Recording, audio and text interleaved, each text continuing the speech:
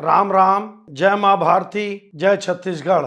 आप सभी का मेरे YouTube चैनल सत्य साक्षात्कार में हार्दिक अभिनंदन एवं स्वागत है। नितिन नवीन जी जो छत्तीसगढ़ के प्रभारी थे वो भाजपा के राष्ट्रीय अध्यक्ष बनते हैं और उनके गठन को लेकर मतलब वो अपनी कार्यकारिणी बनाने वाले हैं और छत्तीसगढ़ में मंत्रिमंडल का पुनर्गठन, इन दोनों को जोड़ के कौन कौन मंत्री हट सकते हैं या कौन मंत्री नितिन नवीन जी के केंद्रीय कार्यकारिणी में जाएगा और कौन मंत्री पद से हटकर नया मंत्री बनेगा, इसकी सुगबुगाहट बहुत तेज न सिर्फ छत्तीसगढ़ बल्कि दिल्ली में भी हो रही है। सबसे महत्वपूर्ण नाम है ओपी चौधरी जी का, अरुण साव जी का और विजय शर्मा जी का। इन तीनों ने श्री नितिन नवीन जी जब वो प्रभारी थे, आज भी हैं, उनके साथ मिलकर खूब काम किया। मैं मंत्रिमंडल में कौन हट रहे हैं या कौन हट सकते हैं, किनको हटना चाहिए, क्या समीकरण बनना चाहिए, इस पर भी बात करता हूं। मैं सबसे पहले तो मैं यही आपसे बात करूंगा कि मेरे को लगता है, ये मेरी अपनी धारणा है, ये मेरा अपना राजनीतिक समझ है कि इन तीनों में नितिन नवीन जी के लिए उपयोगी श्री विजय शर्मा जी हो सकते हैं। हालांकि अगर ये आकलन विजय जी के पास पहुंचेगा, मान लो, तो उनको थोड़ा सा ये लगेगा कि मैं ये बात कैसे कर रहा हूं, गृह मंत्री हैं, इतना बड़ा ऐतिहासिक काम गृह मंत्री रहते हुए विजय शर्मा जी ने छत्तीसगढ़ से जो बस्तर उन्मूलन का किया, इसके लिए इतिहास उनको हमेशा याद रखेगा।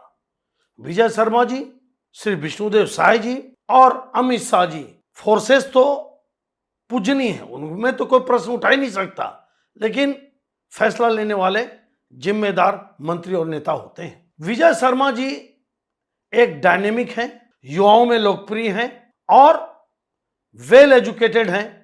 रायपुर साइंस कॉलेज से जहां मैं पढ़ा वहां विजय शर्मा जी भी पढ़े, MSc पास हैं और मेरे को यह लगता है कि गृह मंत्री, डिप्टी CM, पंचायत मंत्री लगभग 2.5 साल होने को हैं और जिस प्रकार से वेस्ट बंगाल में अपनी भूमिका निभाई पार्टी के प्रचार प्रसार को लेकर, और श्री शुभेंदु अधिकारी जी ने खुद उनका नाम लिया, उनकी बड़ाई की, और छत्तीसगढ़ के राजनीतिक समीकरण को देखते हुए मेरे को लगता है कि विजय शर्मा जी ही नितिन नवीन जी के केंद्रीय टीम में जा सकते हैं और उनको जाना भी चाहिए। देखिए, मैं बहुत कुछ बोलना नहीं चाहता, मैं कवर्धा गया था, जो रिपोर्ट कार्ड बना रहा हूं, मेरे को लगता है कि विजय शर्मा जी को अगर और अच्छी लंबी पारी, देखिए लंबी पारी तो खेलेंगे वो, अच्छी लंबी पारी अगर खेलना है और अगर नितिन नवीन जी उनको केंद्रीय टीम में लेते हैं तो उनको सहर्ष स्वीकार करना चाहिए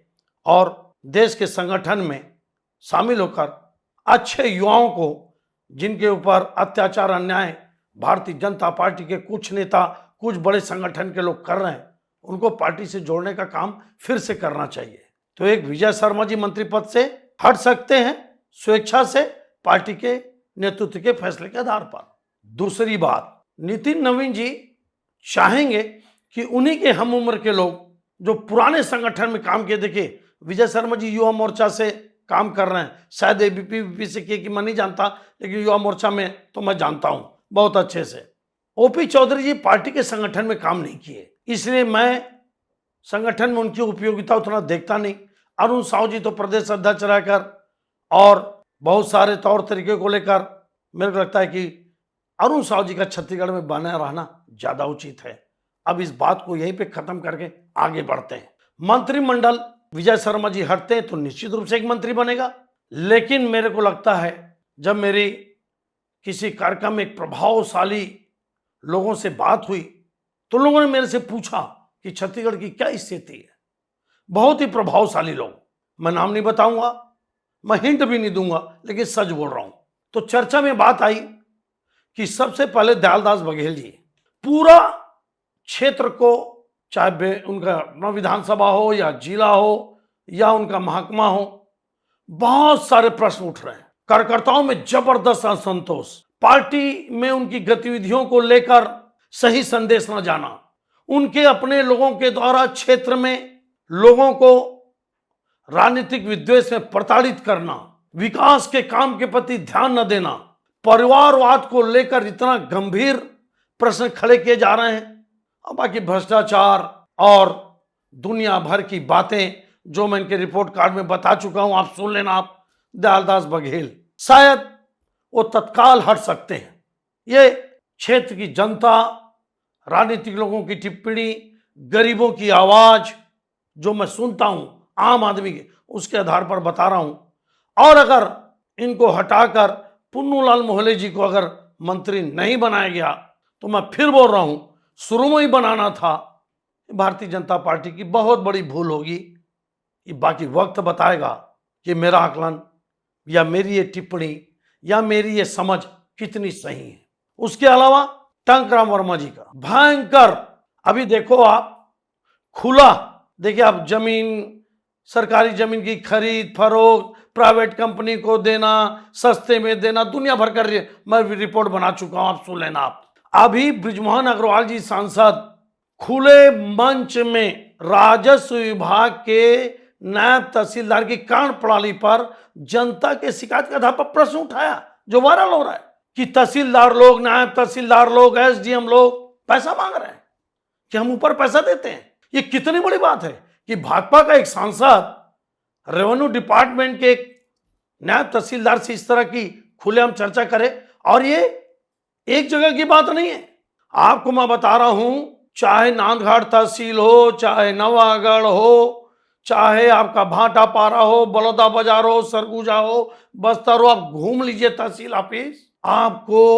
ऐसी ऐसी भ्रष्टाचार और बेईमानी और अत्याचार अन्याय अधिकारियों के द्वारा सुनने को मिलेंगी कि विश्वास नहीं होता कि ये रेवेन्यू डिपार्टमेंट काम कैसे कर रहा है। एक टंकराम वर्मा जी हटेंगे, हट सकते हैं। अब बनना किसको चाहिए? तो आप पूरे प्रदेश में पूछ लो, अजय चंद्राकर जी का सिंगल नाम आएगा। अब वैसे भी वो कोई जाति की बात नहीं है। अजय चंद्राकर जी अच्छे नेता हैं, ये पार्टी के लोग मानते हैं, लेकिन राजनीति तो राजनीति है। अजय चंद्राकर जी को मंत्री बनाया जा सकता है या बनना चाहिए, लेकिन फिर मार्ग में रोड़ा है। धर्म कौशिक जी को चाहने वाले जो बड़े नेता हैं वो अजय चंद्राकर जी को नहीं चाहते, ऐसी चर्चा है। भाई हम तो जितना आकलन विश्लेषण बनाते हैं, ये जनता का फीडबैक, कार्यकर्ताओं का बातचीत, सत्य असत्य जनता और पार्टी के कार्यकर्ता लोग जानते हैं। फिर एक नया नाम आ गया कि नहीं, दुर्ग संभाग से ही अब अपने को अगर हटाना है टंकराम वर्मा जी को, तो धर्म कौशिक को भी छोड़ो, अजय चंद्राकर को भी छोड़ो, तो ललित चंद्राकर जी को बना दो। एक ये नई चर्चा चल रही है। फिर पार्टी बहुत बड़ी गलती करेगी, ललित चंद्राकर को बना के नहीं, अजय चंद्राकर जी को ड्रॉप करके।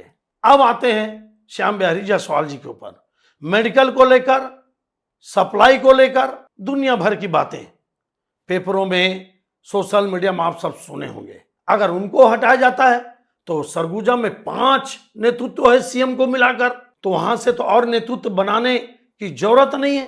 फिर भी क्या बस्तर संभाग को 12 सीटों पे सिर्फ 1 मंत्री देंगे आप?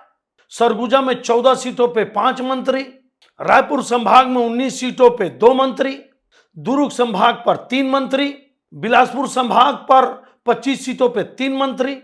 अब आते हैं हटने वाले नाम। लोग लक्ष्मी राजवाड़े जी का नाम लेते हैं, लेकिन मेरे को उनके ऊपर जैसा और मंत्रियों पे बड़े बड़े आरोप हैं, उस हिसाब से तो लक्ष्मी राजवाड़े के ऊपर कोई बहुत बड़े आरोप, गंभीर आरोप तो मैं अभी तक दस्तावेज में देख नहीं पाया मैं। लेकिन पता नहीं लोग क्यों नाम लेते हैं। मेरे को लगता है कि विजय शर्मा जी अगर हटते हैं तो उनकी जगह फायर ब्रांड लीडर, राजनीति में छत्तीसगढ़ में बेहद सक्रिय, सोशल वर्क आज से नहीं, विधायक बनने से नहीं, उसके पहले से, चाहे पीएससी की कोचिंग हो, चाहे 10-10 बस लड़कियों के लिए फ्री चलाना हो, कॉलेज हो, एम्बुलेंस चलाना हो, दुनिया भर की बातें श्रीमती भावना वोरा जी। मोदी जी महिलाओं के आरक्षण का बिल लाए, जिसको दुर्भाग्य मैं ही मानूंगा जो पास नहीं हो सका। तो क्या कानून लाकर ही महिलाओं को प्रतिनिधित्व दिया जाना चाहिए? मैं इससे सहमत नहीं हूं। जब आपके पास भावना वोरा जैसी फायर ब्रांड लीडर है, तो क्या उनको इस कारण उनको हक नहीं मिलेगा कि वो ब्राह्मण है? क्या राजनीति में सिर्फ जाति ही देखी जाएगी? नहीं। अगर आप अच्छे लोगों पर कुठाराघात करेंगे, अच्छे लोगों के साथ आप अत्याचार अन्याय करेंगे और अच्छे कार्यकर्ताओं के ऊपर दमन करते जाएंगे और उनकी राजनीतिक हत्या, छत्तीसगढ़ में कितने युवा नेताओं के साथ राजनीतिक हत्या हुई मैं जानता हूं। नहीं तो 18 का चुनाव बीजेपी नहीं हारती। भावना वोरा जी एक सशक्त दावेदार हैं, अपनी एबिलिटी के कारण, अपने एक्टिवनेस के कारण, सक्रियता के कारण, इंग्लिश के शब्दों को मत जाना, वर्क डेवलपमेंट के कारण, विधानसभा में शानदार अपने परफॉर्मेंस के आधार पर, और फिर मैं बोलूंगा कि बस्तर के साथ मंत्रिमंडल को लेकर, हालांकि विकास एक नेता भी कर सकता है। ये वीडियो कुछ लंबा बन रहा है, आपसे निवेदन है सुनिएगा जरूर। पहले एक विधायक 10 विधायक विधानसभा में काम करता था, एक मंत्री एक संभाग को संभाल लेता था, लेकिन आज दुर्भाग्य से कहना पड़ता है कि एक मंत्री अपने विधानसभा क्षेत्र में काम नहीं कर पा रहा है। यह राजनीति की गिरते हुए, कमजोर होते हुए दक्षता का सीधा प्रमाण है, सीधा। तो क्या विक्रम उसेंडी जी इतने शानदार नेता, क्या लता उसेंडी जी इतनी शानदार राजनीतिज्ञ को बस्तर से मौका नहीं मिलना चाहिए? क्या इतने बड़े बस्तर और इतना फैला हुआ, मैं एक सीट गया, क्या वहां से प्रतिनिधित्व तो नहीं बढ़ना चाहिए? बढ़ना चाहिए। कुल मिलाकर अगर आप अंत में इसका आप लब्बोलुबाब मैं अगर बता दूं संक्षेप में, तो विजय शर्मा जी को अगर मौका मिलता है तो निश्चित रूप से नितिन नवीन जी के उनकी केंद्रीय समिति में पदाधिकारी में शामिल होना चाहिए और छत्तीसगढ़ में नए संगठन, नए लोग, और जिन जिन लोगों पर संगठन के नेताओं ने और संगठन के लोगों ने अत्याचार अन्याय किया, उनको उपयोगी लोगों को आगे लाकर छत्तीसगढ़ को सांगठनिक रूप से और मजबूत करना चाहिए, या जहां जिम्मेदारी मिले भावना वोरा जी को निश्चित रूप से शामिल करना चाहिए, क्योंकि वो जिस एरिया से आती हैं वो एरिया वैसे भी भारतीय जनता पार्टी के लिए बहुत मजबूत नहीं है। जैसे बिलासपुर संभाग, मेरे को लगता है कि भावना वोरा के साथ साथ पुन्नूलाल मोहले जी के साथ साथ विक्रम उसेंडी, लता उसेंडी जी के साथ साथ अजय चंद्राकर जी के साथ साथ अमर अग्रवाल जी को भी, लेकिन फिर वही बात कि जब अमर अग्रवाल जी को मंत्री बनाना था तब तो बनाए नहीं, तो राजेश अग्रवाल जी को बना दिए। सरगुजा संभाग से 5वीं भागीदारी, इसलिए मैं अमर अग्रवाल जी का नाम नहीं ले पा रहा हूं। मेरे को लगता है कि छत्तीसगढ़ के मंत्रिमंडल में श्रीमती भावना वोरा जी, श्रीमती लता उसेंडी जी, श्री विक्रम उसेंडी जी, श्री अजय चंद्राकर जी, श्री पुन्नूलाल मोहले जी जैसे लोगों को शामिल किया जा सकता है या किया जाना चाहिए। और 100% पार्टी और सरकार की छवि को खराब करने वाले दयालदास बघेल जी, टंकराम वर्मा जी, श्याम बिहारी जायसवाल जी, और भी एक दो नाम आप जोड़ सकते हैं, इन लोगों को स्टेप डाउन करना चाहिए और विष्णुदेव साय जी को फ्री हैंड और उनको और व्यापक काम करने का खुला हाथ देकर उनके हाथ को और मजबूत करना चाहिए। मैं दावे के साथ फिर बोलता हूं कि विष्णुदेव साय जी जैसा ईमानदार, सरल, सज्जन, सौम्य, आदिवासी नेता, सनातनी नेता न तो भारतीय जनता पार्टी को मिलेगा, न छत्तीसगढ़ की राजनीति को मिलेगा। डेवलपमेंट और विकास को लेकर तो दुनिया भर की बातें की जा सकती हैं। ये आकलन, ये विश्लेषण आपको कैसा लगा आप जरूर कमेंट्स करके बताइए। अगर अच्छा लगा हो तो मेरे सच से साक्षात्कार चैनल को लाइक, शेयर, सब्सक्राइब, फॉरवर्ड जरूर करिएगा। जय हिंद, जय छत्तीसगढ़।